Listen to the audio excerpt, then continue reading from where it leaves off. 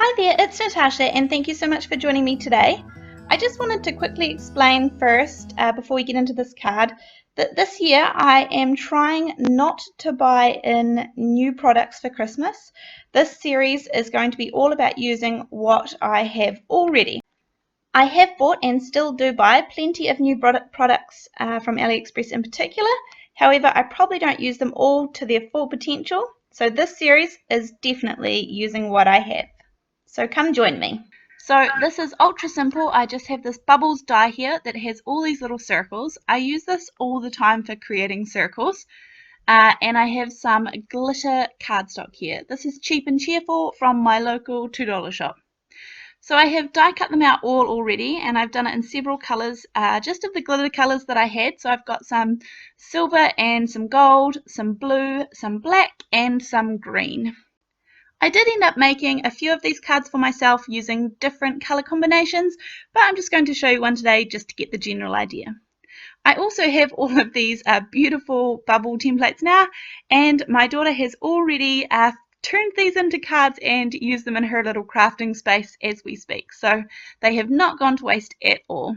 Right, so the first card here I'm going to use is, this is a piece of 80-pound Nina Solar White, and I'm just cutting down around a 1/4 inch off each side, just give or take, so it leaves a little border. Then I'm just going to use all these circles and just place them in a triangle shape. So this is obviously going to represent the tree, and I would have loved to have had red glitter for this. I do not have any red glitter paper or even any red glitter.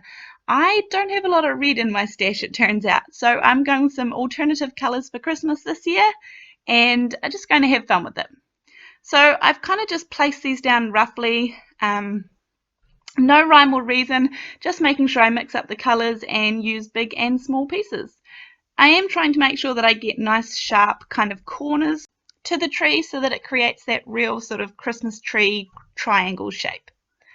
Now I'm just going through and using my little quick stick tool and putting a little bit of liquid glue on the back of these, and that gives me a few extra seconds to wiggle them around and get them into place once they're on the paper. I am just going to skip through this bit because you get the gist of what I'm doing here. I do end up filling some of the little spaces with these smaller circles, just to kind of fill it up. So once I've done that, I have this little banner here, and it kind of felt like it had the perfect size stars, so I cut it out of some gold cardstock, exactly the same as the circles, the same cardstock. And so I've just stuck that tiny little star up the top there. You might have a sequin or something that works well as well.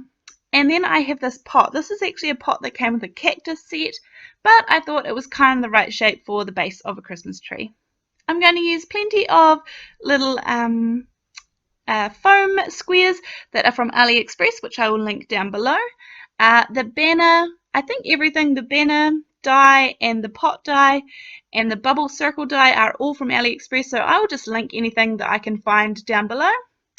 These are a whole heap of beads, kind of like string beads that I got from AliExpress also, and I just thought I would add a little bit on the pot to make it kind of look a little bit fancy.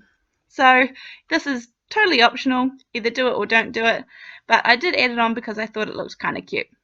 This card is super sparkly and super simple.